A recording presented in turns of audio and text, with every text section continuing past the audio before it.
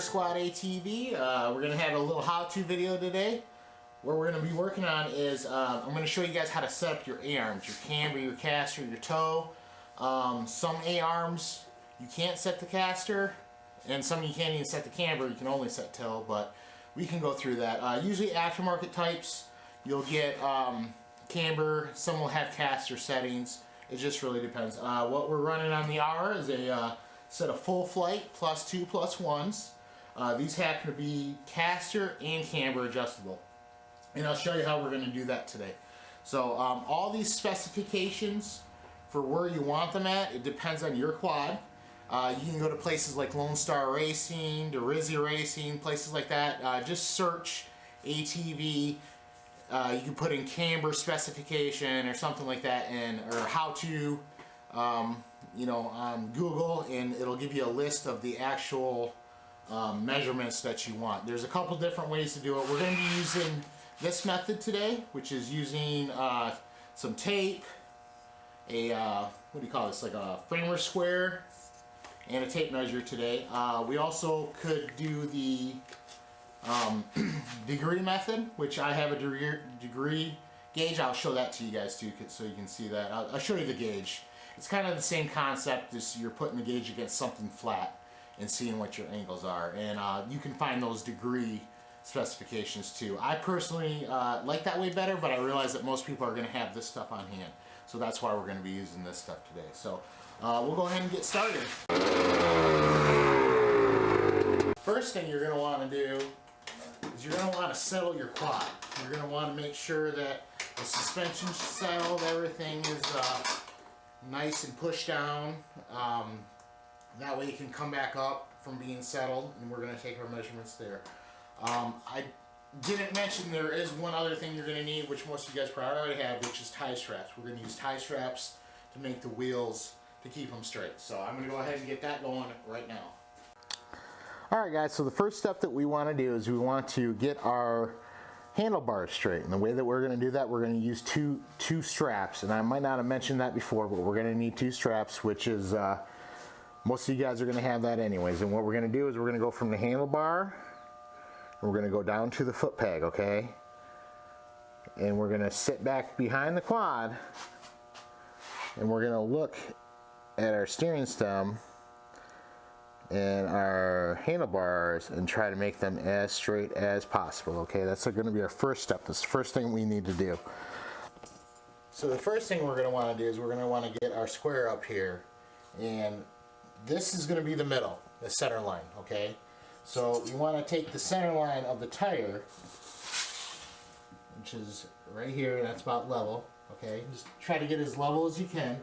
And you're going to pick two knobs. I'm going to pick this knob and this knob back here, and I'm going to mark the middle, okay? And I'm just going to mark that lug. I'm just marking that lug, okay? And I'll show you where to measure on the lug later. Okay, that's center line. That's center line. As you see, I got the tape on that lug. We're going to use, and I'll show you how we use the lug when it comes time, okay? It's in the center. Sorry about my shadow there. And I got that middle one. You want to go in the middle, okay? We're going to use that for our toe setting. Okay, here we go.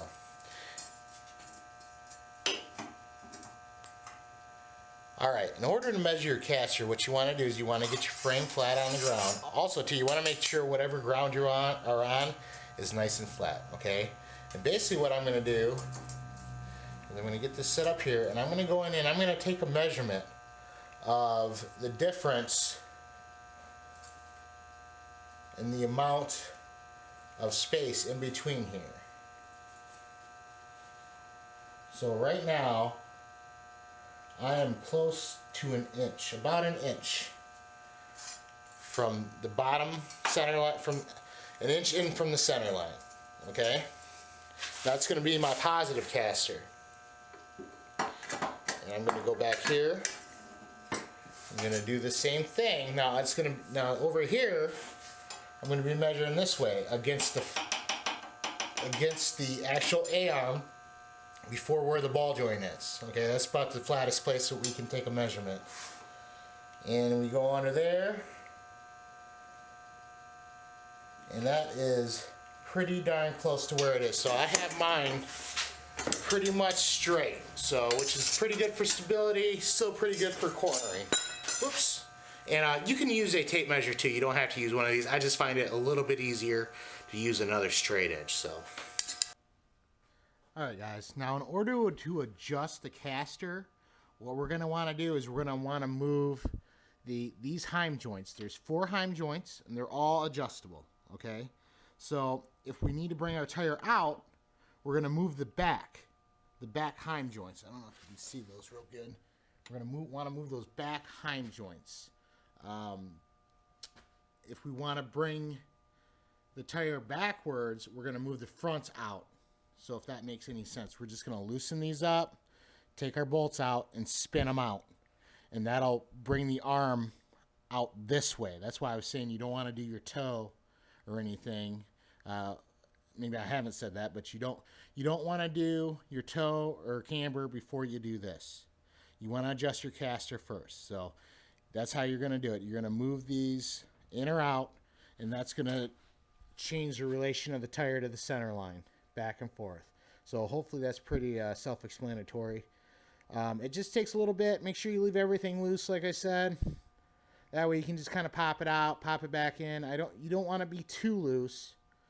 So it's like flopping around and you get bad measurements. You just want it to be tight enough that it's easy to get apart, you know, and you're not torquing everything down. So, and also too, always make sure you use a torque wrench when you're torquing all your stuff down. That is definitely the recommended way. So hopefully that's a little clear on how to adjust those. Any questions, hit me up in the comments.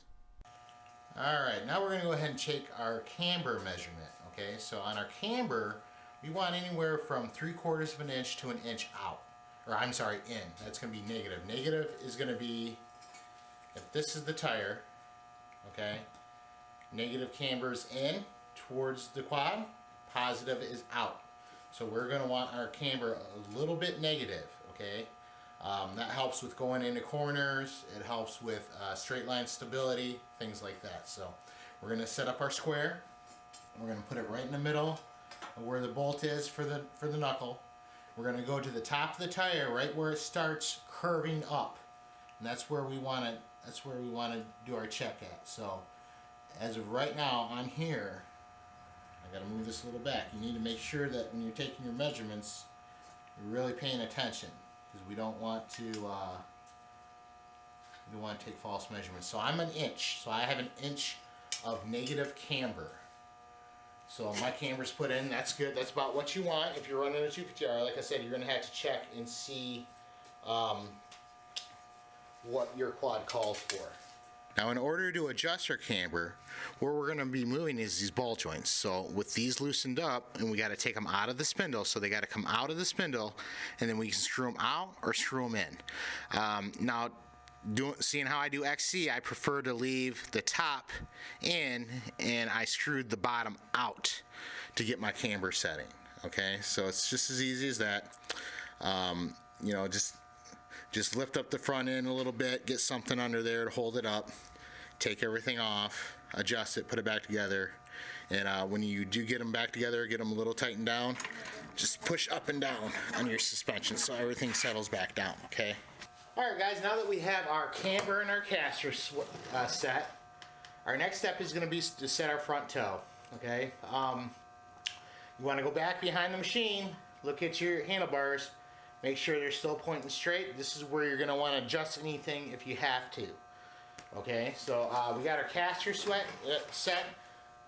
We want to set our alignment caster, camber, toe in that order.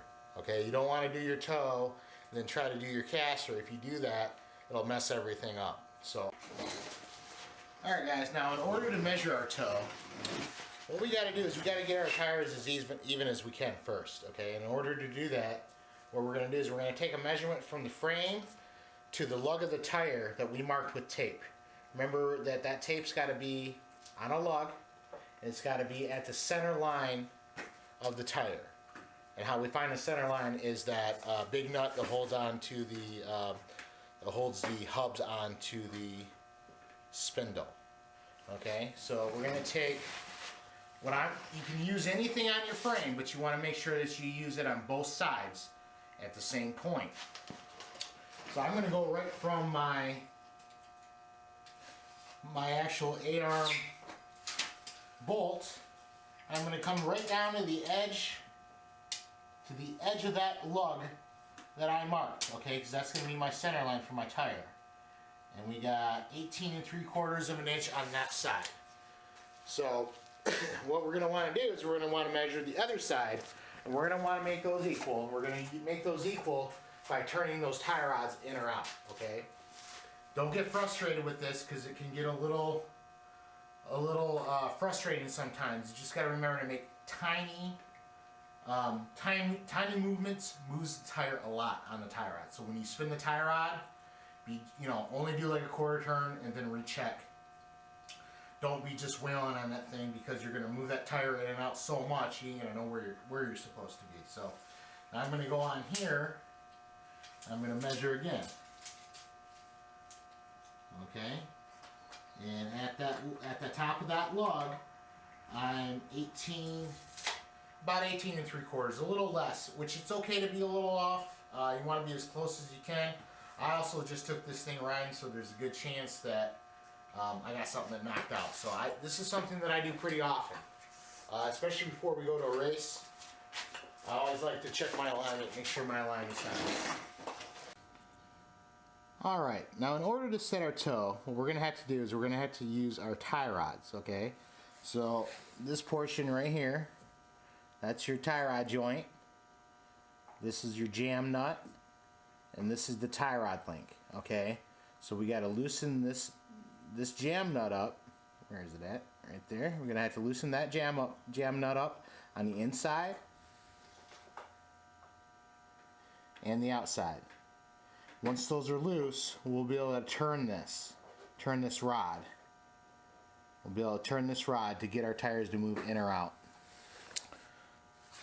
Now that we have our baseline and we know that our tires are equally apart, what we're going to want to do is we're going to want to take the front of the tire. We're going to take the front tires and we're going to toe them in, which means that we're going to go in on the tire. Okay, so we want a 1/4 inch difference from the front to the rear. The rear should be a 1/4 inch more than the front should.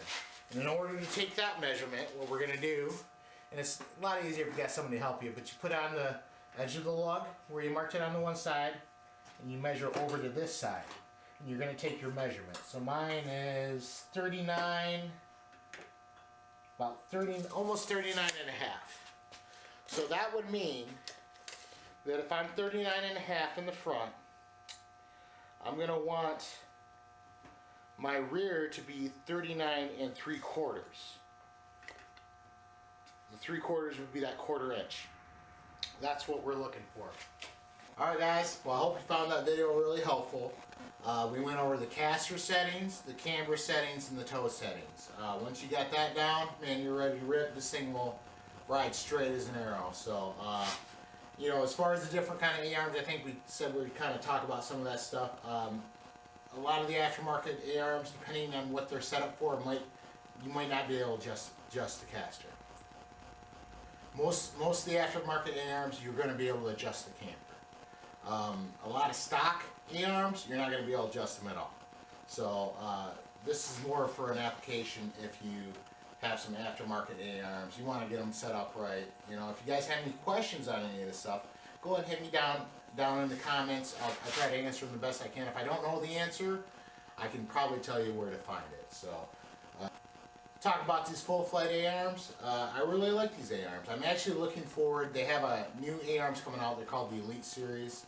I'm really looking forward to upgrading into those probably next winter. I got some shocks into Schmitty Racing that I'm going to have him set up. I might even have him do some anodizing. I'm thinking black.